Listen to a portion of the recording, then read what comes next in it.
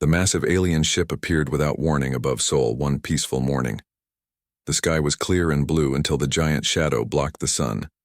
People looked up in fear and amazement as the enormous craft hovered silently above the tallest buildings. Commander Taeho Park was having breakfast with his family when the emergency alert sounded on his phone. He kissed his wife and daughter goodbye, grabbing his uniform jacket as he rushed out the door. Taeho drove quickly to the military bunker located beneath the city, his mind racing with thoughts about what this could mean. Was it really happening? First contact with an alien species.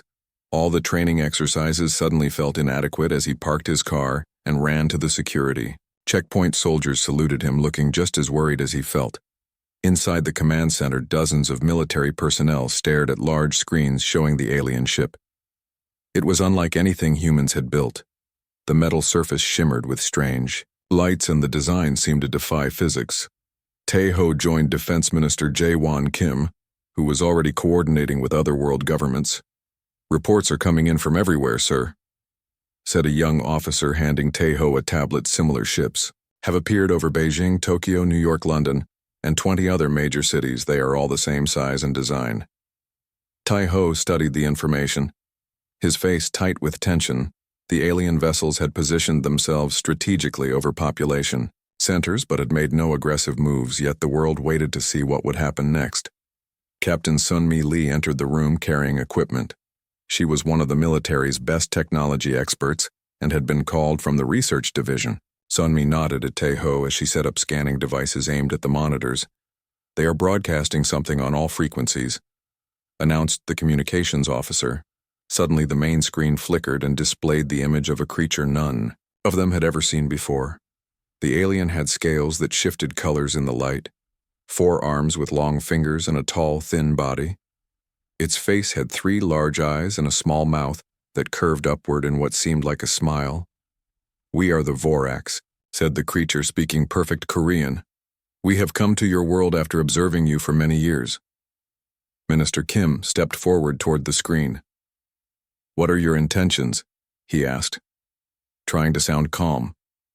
The Voraks ambassador tilted its head. "We have conquered 12 star systems before yours.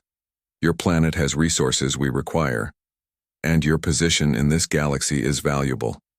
We demand your immediate surrender." The room fell silent as the words sank in. Taeho felt a cold fear in his stomach, but kept his face neutral as military protocol required. The creature continued, showing no emotion. "You will have 1 standard week to prepare surrender documents and inform your population. We will establish a new government under Vorak's control. Resistance would be unwise and result in unnecessary destruction." Minister Kim asked what would happen to the people of Earth after surrender. The alien made a sound that might have been laughter. "Most will continue their lives under our guidance. Those with useful skills will help us extract resources and manage the planet. We are not cruel rulers, but we are efficient." Sunmi moved quietly around the room during this exchange, recording everything with special devices she had brought. While everyone focused on the alien ambassador, she was gathering data about their technology. The ship design, energy signatures, and communication methods. Her training had taught her that information was often the most powerful weapon. Minister Kim requested to know more about the Vorak's military capabilities. The alien seemed amused by this question. "To satisfy your curiosity, we will show you." The alien tapped something off screen, and the display changed to show weapons that made Earth's most advanced military equipment look like toys. There were energy weapons, force fields, and devices that seemed to manipulate gravity itself. "Primitive kinetic weapons," the Vorak said when the display showed human tanks and fighter jets, explosives powered by chemical reactions. "We have personal shields that can withstand shots from plasma cannons. Your most powerful nuclear weapons could not penetrate our smallest ship." No one noticed Sunmi silently recording everything about the alien's technology. Her eyes narrowed in concentration as she noticed patterns and details in the displays that others missed while the politicians argued about what to do next. She was already sending data to her former university colleague, scientist Hyun-woo Bayek, the brightest mind she knew. The meeting continued for hours as world leaders joined the video conference, trying to negotiate or understand the situation better. The Voraks remained firm. They wanted Earth and they would take it. Their confidence was absolute. As the alien prepared to end the communication, Tejo stepped forward. One last question, he said. Why not just destroy us and take what you want? Why offer surrender terms? The alien seemed to consider this for a moment. Unlike some species we have encountered, you have potential. Some of you will be valuable in our empire, and your planet is more useful with its infrastructure intact. Destroying everything would be wasteful. When the communication ended, the bunker erupted in panicked discussion. Military leaders argued about whether fighting back was possible, while politicians debated the terms of surrender. Sunmi slipped away to a private room and made a secure call Hyunwoo. She said when her old friend answered, I am sending you everything we have on the alien technology. They showed us too much. They think we cannot fight back. But I saw something interesting. What did you see? Asked Hyunwoo, his voice tense. Their shields and weapons are advanced, but they are designed to counter specific threats they expect. I think they have forgotten basic physics in their rush to develop advanced technology. They are overconfident, and that might be their weakness. Sunmi returned to the main room where Tejo was watching the arguments continue. Their eyes met across the room, and she gave him a small nod. He understood the message. She had found something. When the Voraks left the meeting, giving humanity 1 week to prepare surrender documents, they did not realize they had just made their first mistake. They had revealed too much. Assuming humans were too primitive to understand or exploit what they had seen, they had not counted on people like Sunmi and Hyunwoo, people who could see opportunities where others saw only defeat. Night fell over Seoul. The alien ship remained in the sky, glowing faintly against the stars, its presence a constant reminder of the threat. But in a small laboratory beneath Daejeon, Hyunwoo was already reviewing the data Sunmi had sent. Starting the process that would eventually turn the tide. Humans had always been good at one thing: finding ways to survive against impossible odds. Tejo stood on the roof of the military bunker, looking up at the alien vessel, wondering what the coming days would bring, feeling the weight of humanity's future on his shoulders, but also feeling something else, a spark of hope that grew as he remembered Sunmi's confident nod. Sometimes the greatest strength comes from being underestimated, and the Voraks had definitely underestimated humanity. Hyunwoo Baek had not slept for 3 days. His laboratory beneath the city of Daejeon hummed with activity as computers analyzed the alien data. Screens covering every wall showed different parts of Voraks technology. The room was filled with the smell of energy drinks and instant noodles as the scientist worked without stopping. Hyunwoo was not what most people expected when they thought of a brilliant scientist. He was young with messy hair and always wore the same style of faded blue sweater. His desk was cluttered with notes, drawings, and empty food containers. But his mind was sharp and focused, especially now when the future of humanity depended on finding a weakness in the alien defenses.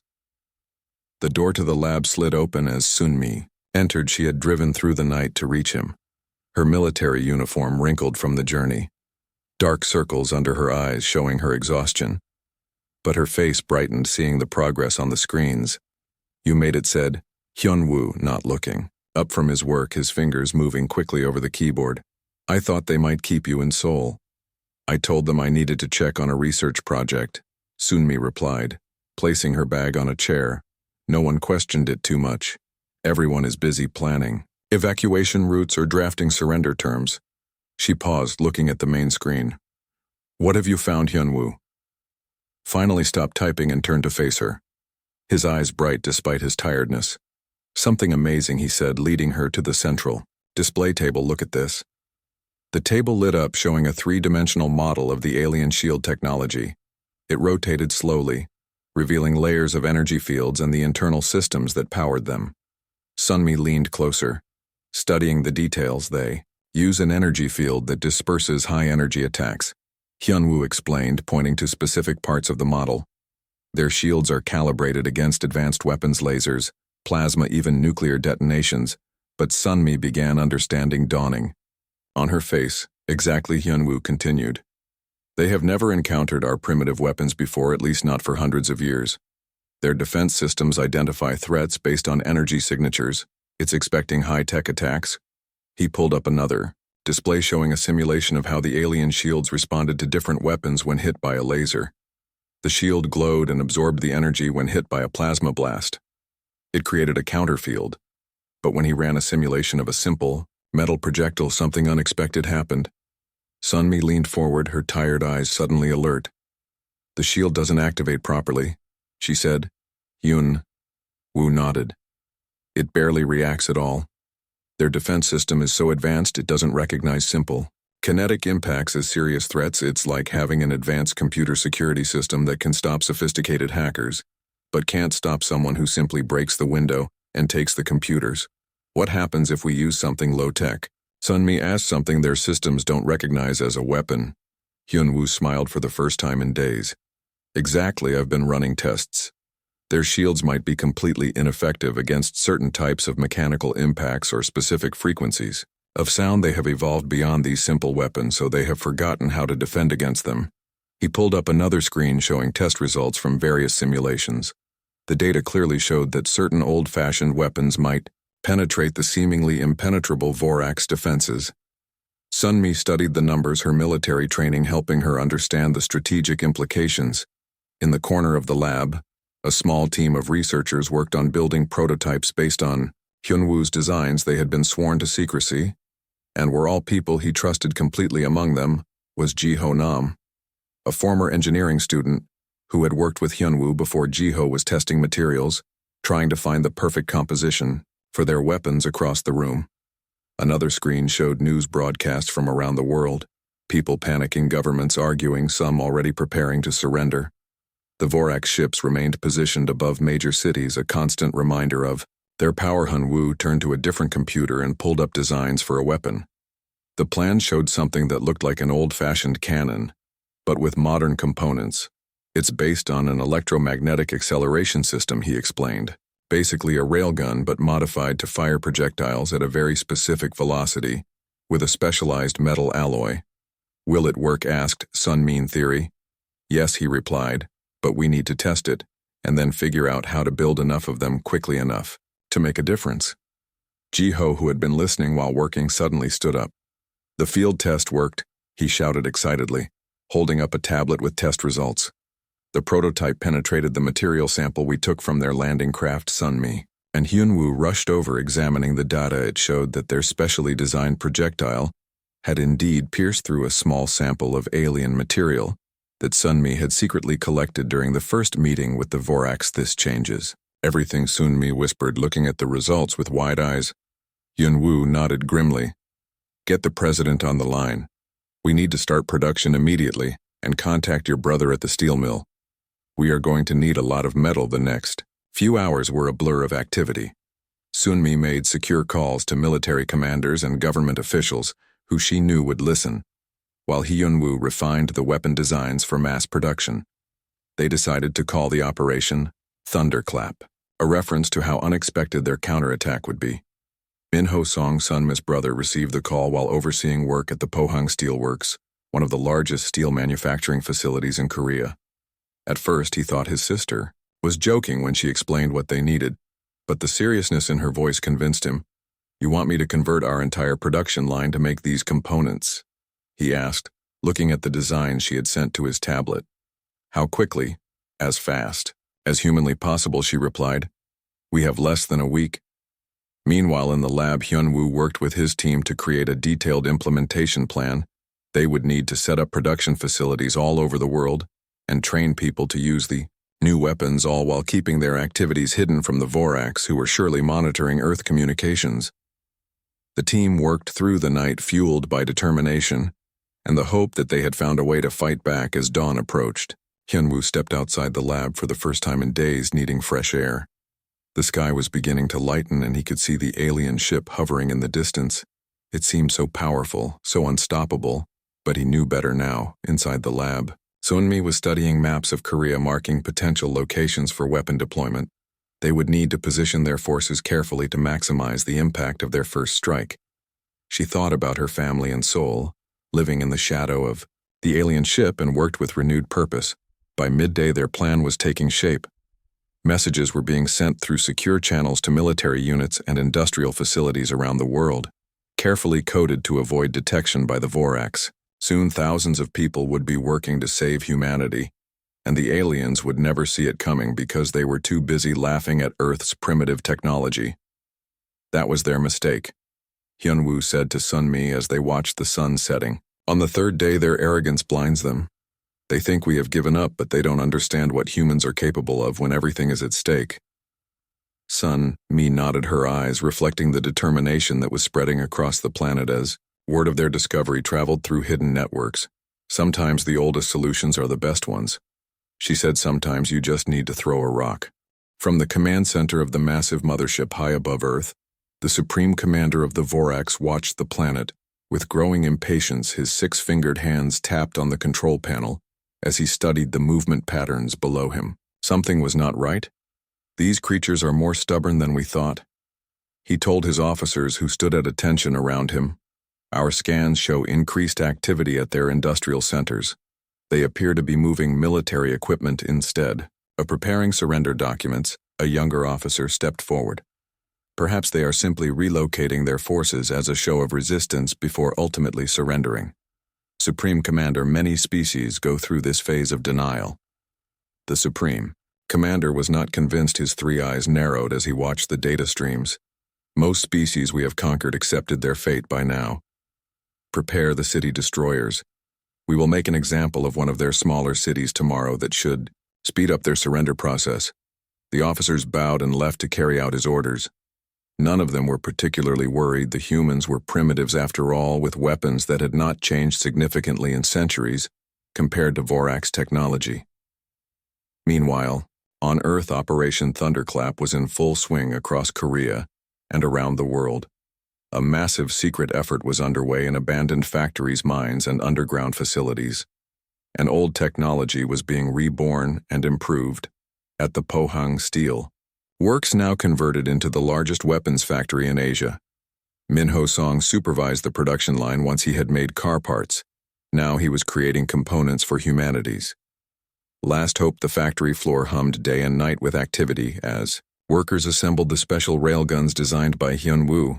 Another shipment ready, he called to his team as trucks were loaded in the pre-dawn darkness. That's 5,000 units completed since yesterday. The trucks departed under cover of darkness, taking different routes to avoid detection by Vorax scanners. They traveled to hidden locations where military personnel waited to receive the weapons. Each truck carried enough firepower to potentially bring down an alien craft, if the theory was correct. Sunmi, now appointed as military liaison to the resistance effort, watched as the trucks drove away into the night. She stood beside Min Ho, her brother, both of them tired but determined. Will it be enough? She asked quietly. It has to be, he replied simply, checking his tablet for updates from other factories around the country tomorrow. The first units will be in position.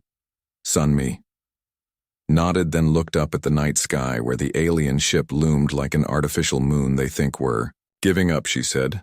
But little do they know we're building an army right under their nose. Across the globe, similar operations were taking place in American steel mills, Chinese factories, European workshops, and underground facilities on every continent. The designs had been shared through secure channels and production was happening at unprecedented speed. Cooperation that would have seemed impossible weeks ago was now reality as humanity united against a common threat. In Japan, engineers had modified the design to create sonic weapons that would target the specific frequencies Hyunwoo had identified as vulnerabilities in the Vorax shields. While in Brazil, scientists were developing specialized ammunition that would maximize damage once the shields were penetrated in his laboratory. Hyunwoo coordinated it all, barely sleeping as he answered questions from around the world and continued to refine the weapons. He had dark circles under his eyes, but they shone with determination as he worked. We have reports of Vorax ships scanning industrial areas more frequently, said Ji-ho, looking up from his communication station.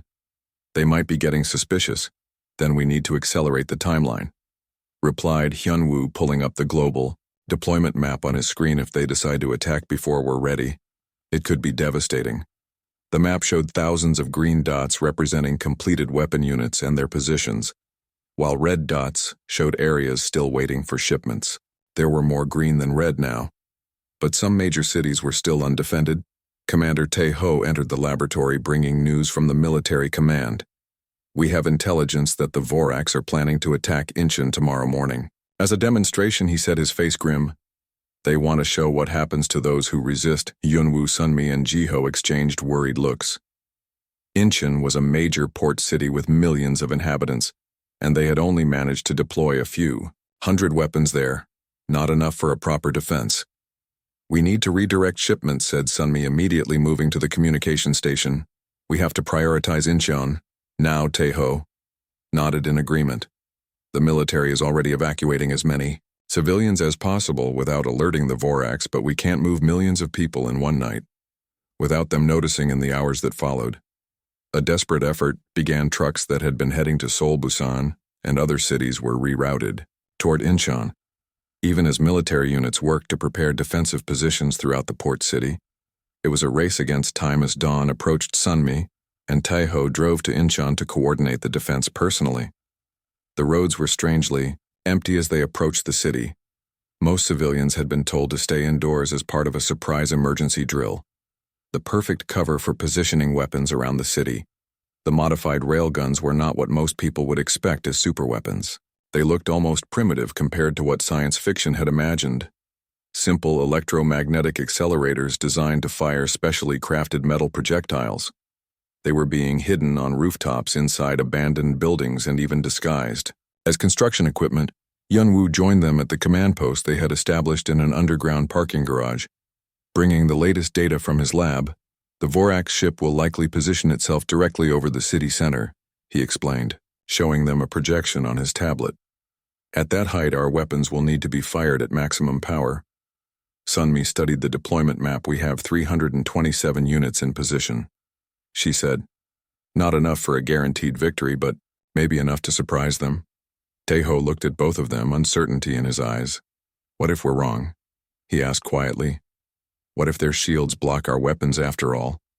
Then humanity will have tried its best, Yunwoo replied simply, and we will have gone down fighting rather than surrendering. As final preparations were made, messages arrived from around the world. Other countries were standing by, ready to launch their own attacks. If the Incheon defense proved successful, it was a moment unlike any in human history.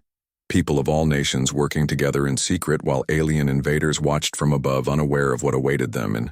In homes across Incheon, civilians huddled in basements and interior rooms, following civil defense instructions on their phones. Many suspected something bigger than a drill was happening, but few knew the truth that their city had been chosen as the battleground for humanity's first strike against the invaders. Military personnel, disguised as utility workers, made final adjustments to the weapons as the morning sun rose, illuminating the alien ship that now moved slowly into position above the city, its massive form casting a shadow over the harbor and beyond. In the Vorax command ship, the Supreme Commander prepared to give the order that would demonstrate his species' power to the stubborn humans. They would destroy one city, and the rest would fall in line. It had worked 12 times before on other worlds, but as the Vorax positioning ship descended through the atmosphere, none of them suspected that this 13th conquest would be different, that the primitive species below had found a way to fight back. Using technology the Vorax had long ago dismissed as obsolete on the ground. Sunmi looked at her watch and then at Taeho and Hyunwoo.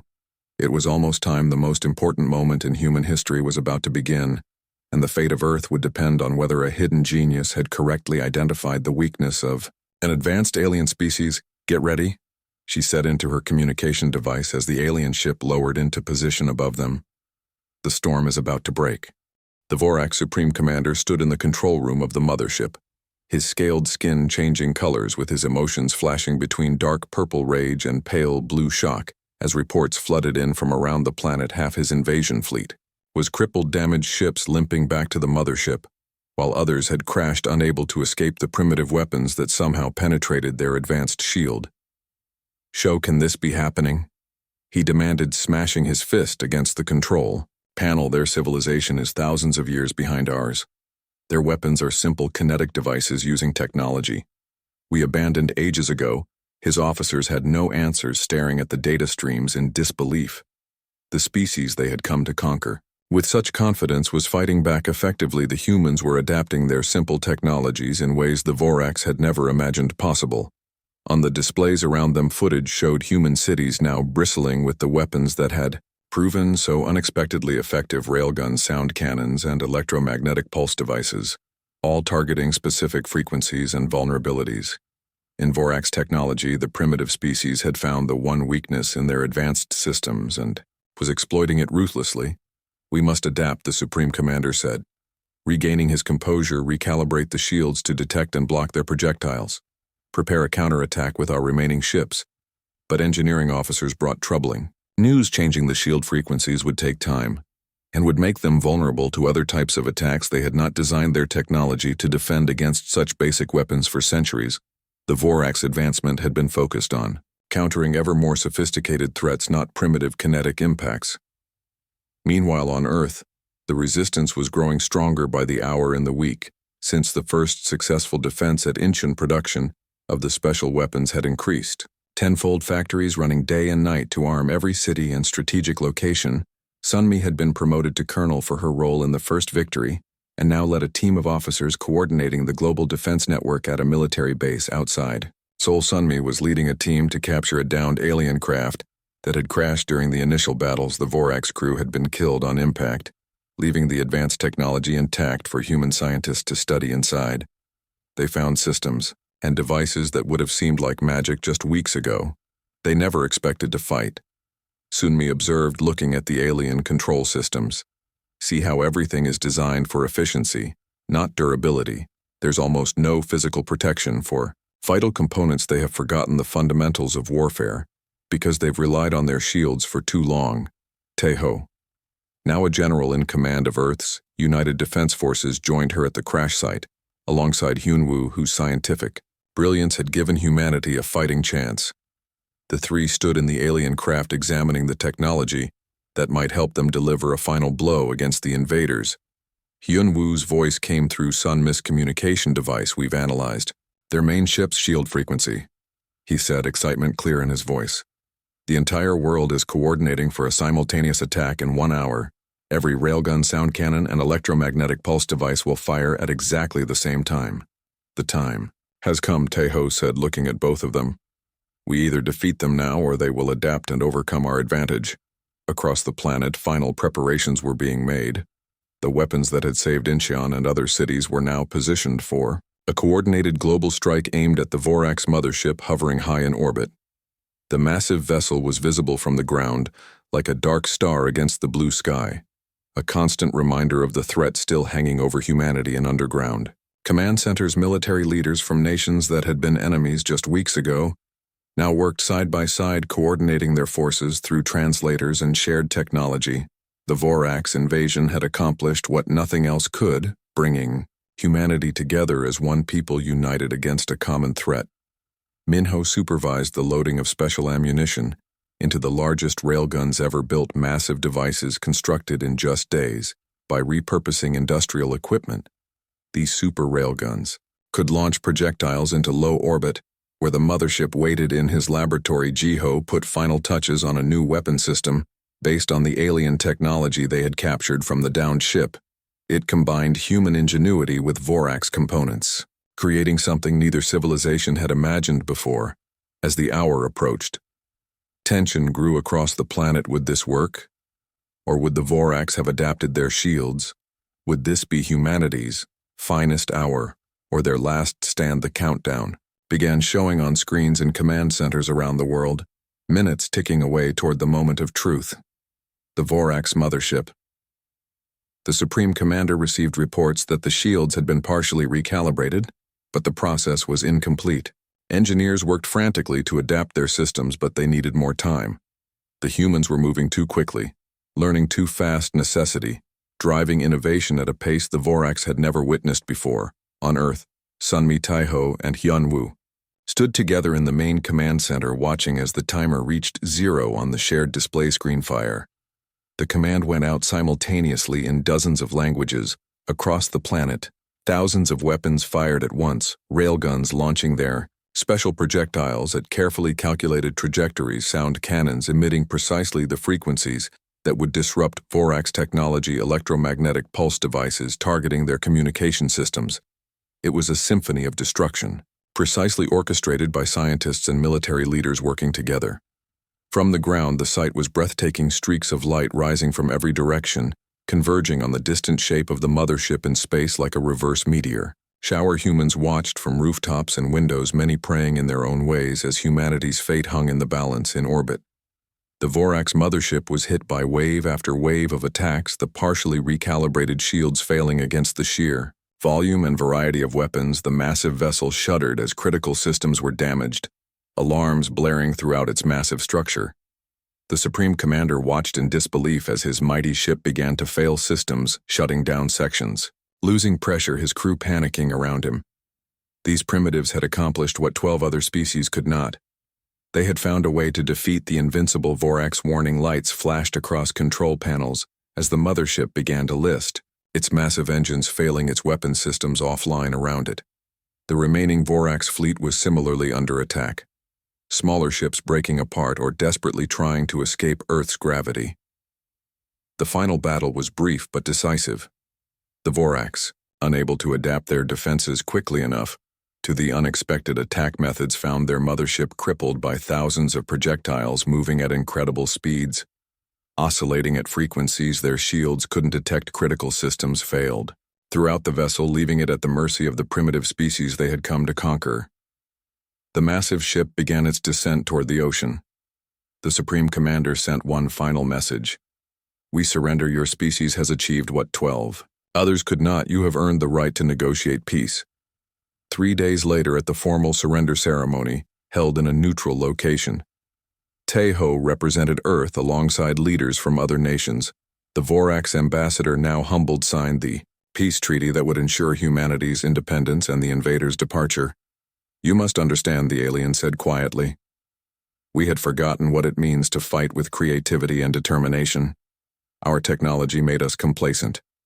We believed advanced systems would always triumph over primitive weapons.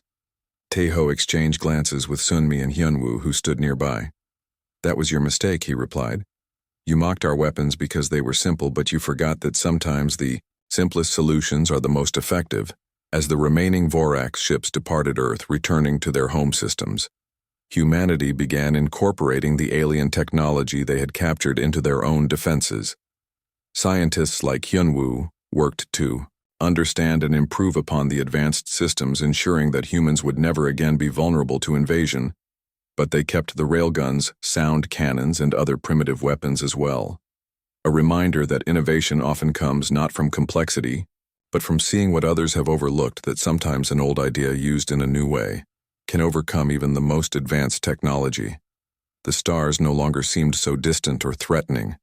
Humanity had proven itself ready for the wider galaxy, not despite their supposed technological disadvantages, but because of the ingenuity those limitations had fostered. The Vorax had spread word of their defeat, and other alien species now approached Earth with caution and respect. On the newly established Defense Council, Sunmi put it best. They laughed at our sticks and stones, she said to representatives from around the world, never realizing we could still throw them hard enough to break their bones. Hyunwoo nodded, adding, sometimes the oldest weapons are the best ones because no one expects them anymore. As night fell over a free Earth, humans looked up at the stars with new confidence. They had faced the universe and proven themselves worthy. They had shown that even primitive weapons in the hands of a determined species could triumph over the most advanced technology, when used with courage and creativity. The lesson of the Vorax invasion would never. Dawn broke over Incheon with an unusual silence. The streets empty as the massive alien ship descended through the morning sky, its shadow crawling across buildings and empty parks like a dark tide.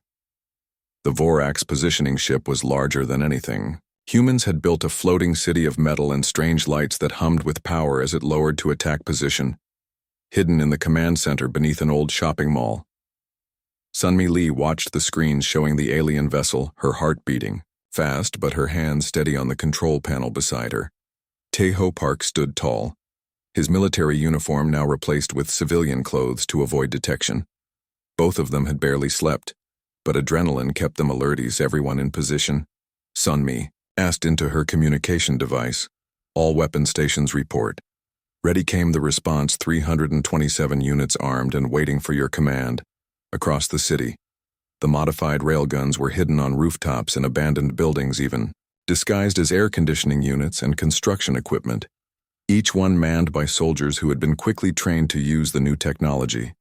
They waited, fingers hovering over triggers, as the alien ship positioned itself from a nearby station. Hyunwoo monitored the energy readings from the Vorax ship. "The shields are active," he reported, his voice tense in her earpiece. "They are preparing their weapon systems, classic attack formation, exactly as predicted." Message came through on all communication channels, the alien transmission broadcasting to every device in the city. "Observe the consequences of resistance." The cold voice stated, "This demonstration will show what happens to those who defy the Vorax. Surrender now, or witness the destruction of your city." Sunmi looked at Taiho, who nodded grimly. It was time. She took a deep breath and pressed the button on her console that would send the attack command to all stations simultaneously. "Fire," she said, her voice steady across Incheon, from positions carefully mapped to create a coordinated attack. The modified railguns powered up with a high-pitched whine that grew to a thunderous roar. Specialized projectiles made of the particular alloy Hyunwoo had developed were accelerated to incredible speeds using electromagnetic fields.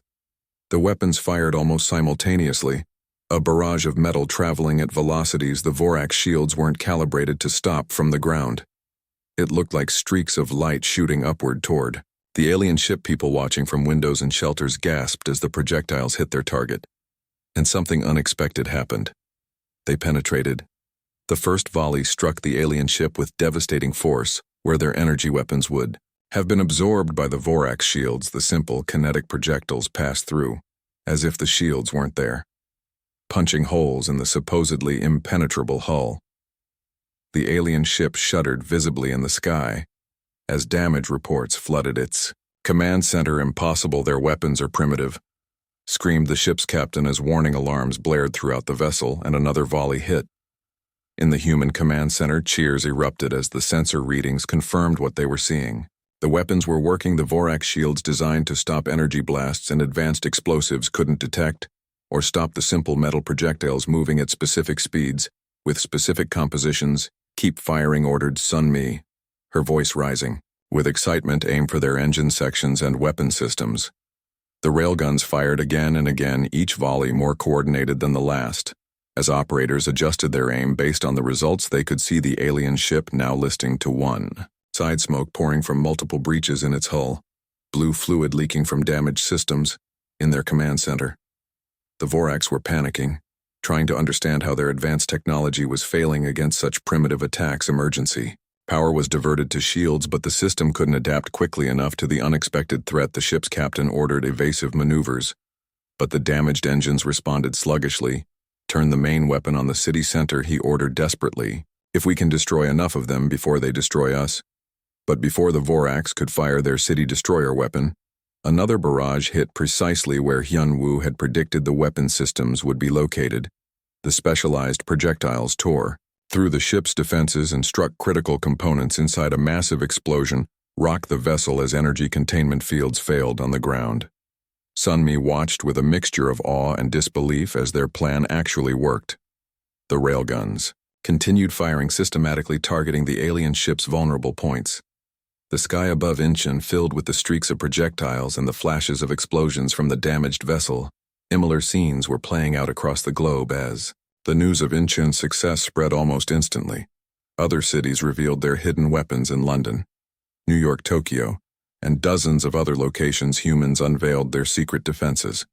Some using the modified railguns, others deploying sound cannons that exploited specific frequencies that disrupted Vorax technology. "The frequency is the key," Hyunwoo explained to world leaders over an emergency broadcast. "Their shields scan for energy signatures of advanced weapons they have forgotten. What simple mechanical impact can do, our primitive technology operates outside their detection parameters." The Vorax ship above Incheon was now clearly in trouble. Smoke pouring from dozens of hull breaches, its once graceful form now tilted awkwardly in the sky as systems failed throughout the vessel. The command crew desperately tried to save their ship, sending emergency signals to the mothership. "We need immediate assistance." The captain transmitted, "The humans have weapons that can penetrate. Our shields." Impossible but true. Across the city, the human defenders continued their attack with growing confidence. each successful hit encouraging them to fire faster and more accurately. They had been training for only days, but the simplicity of the weapons meant they could be used effectively by almost anyone. On a rooftop near the harbor, Minho directed a team of railgun operators target the central section he called, pointing to a vulnerable area identified by his sisters, Team Fire. Everything we have. More projectiles streaked upward, striking the alien vessel with devastating effect.